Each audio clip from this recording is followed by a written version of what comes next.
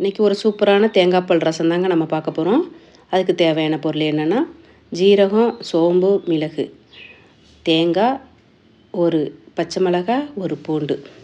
இதை நல்லா மிக்ஸி ஜாரில் சேர்த்து கிரைண்ட் பண்ணிக்கலாம்.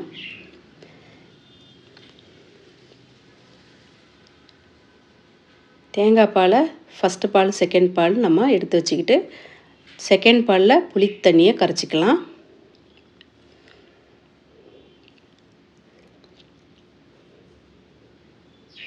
இந்த புளி தண்ணியிலேயே 1/2 டீஸ்பூன் மஞ்சத்தூளை மிக்ஸ் பண்ணிக்கோங்க. கொஞ்சமாக எண்ணெய் ஊற்றி கடுகு, உளுந்த பருப்பு, வரமிளகா, கருவேப்பிலை கிள்ளி போட்டு தாளிச்சிக்கலாம். இப்போ நம்ம அரைச்சி வச்சுருக்க விழுதை சேர்த்துக்கலாம்.